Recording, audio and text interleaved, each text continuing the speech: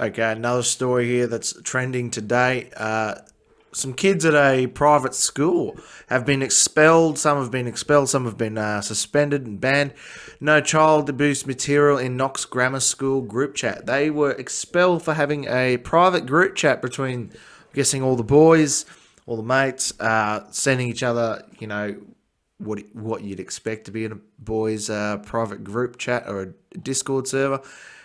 I'd hate to see what happens when our private friends fucking private messenger gets leaked or Discord gets leaked. It's we send some fucked up shit. Police have said that this content of an offensive group chat involving 150 students at an elite Sydney school did not contain child abuse material.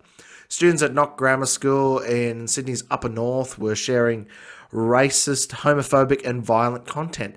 Now, none of that's illegal, but these kids have been banned and kicked out of school, and now the media is dragging them through the internet. These kids are getting fucking attacked by every media outlet. School staff were aware of the chat for a month, but students were only suspended or expelled after it became public knowledge this week. See, that's the fucking issue. New South Wales Education Minister Sarah Mitchell said the content of the Discord chat was appalling. It's just not acceptable, she told 2GB. I want to be kept up to date in relation to the investigation that is happening at the school. The fucking investigation. Like, if it was child abuse material, yeah, investigate it, find out where it came from. It's probably come from one of the fucking teachers. It's a private fucking school. Mitchell described the content of the group chat as vile. We have to get the message out through to young people, especially young men. This is not acceptable, she said. It's not acceptable to you, but you don't have the fucking high ground on what you find funny. If you don't find it funny, it doesn't mean no one else is going to fucking find it funny. It's a joke about fucking rape, homophobia, or fucking trans people. It doesn't matter. If they find it funny, it's fucking funny to them. It's not illegal. You can't just ban and expel kids for having a private fucking messenger. Now, if they were sending photos of naked school kids or something like that, yeah, ban the fuck out of them. Get them in trouble. But if it's a private messenger for telling jokes, being a bit of a fucking Chad and sending a fucking funny message to a mate, some of the content in the group that has expressed a love of Adolf Hitler, a disdain for women, and adopted images taken during school activities. What do you expect? It's a bunch of fucking prepubescent teenage boys. They're fucking around on the internet. Knox principal Scott James told parents yesterday that some students had been suspended while others had left the school. The boys posted inappropriate images and engaged in offensive commentary on an online private chat room. The nature of these posts is contrary to the values and culture of Knox and is unacceptable. The actions of the boys do not reflect Knox education or the expectations that we place on our students to be respectful and responsible citizens of the community. The content in the group chat was scrutinised by child abuse and sex crime squads in the New South Wales Police. Knox Grammar is one of Sydney's most exclusive schools and costs up to $35,000 fees each year. Now, obviously nothing illegal was found on there. It's obviously a fucking chat group where it's a bunch of mates sending each other fucked up shit, probably porn and fucked up jokes. What's wrong with that? They're fucking teenagers, man. You can't expel or suspend them for something they're doing outside of school. It's got nothing to do with you. It's got nothing to do with you. And now people like media outlets like The Project are dragging these kids, telling everyone that they're pieces of shit because their private chat group was fucking leaked. Tonight, shocking new details on the Shocking. Knox Grammar messaging scandal. I wonder what his porn search history and what his private chats are like. Offensive chat group that kept it quiet for weeks. The messages are so obscene, we've chosen not to air them. My reaction was both disgust, but a lack of surprise. Jokes about gang rape, abortion and pedophilia, rampant misogyny, homophobia and anti-Semitism.